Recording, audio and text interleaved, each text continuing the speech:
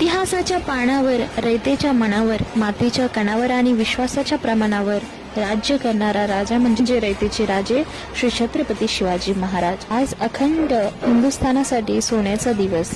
पारकीय सत्तांच्या गुलामीतून मुक्त करणाऱ्या एका तेजस्वी सुपुत्रांचा जन्म शिवनेरी किल्ल्यावर झाला, ते म्हणजे रयतेचे राजे श्री छत्रपती शिवाजी महाराज।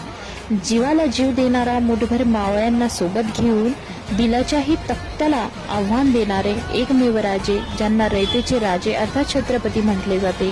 हा इतिहास सोपा नाही। महाराजांनी जन्मापासून मृत्यूपर्यंत झुंज दिली। कधीच राजे असून सुद्धा तसा संसार केला नाही। इतरांच्या कल्याणाचा नेहमी विचार केला।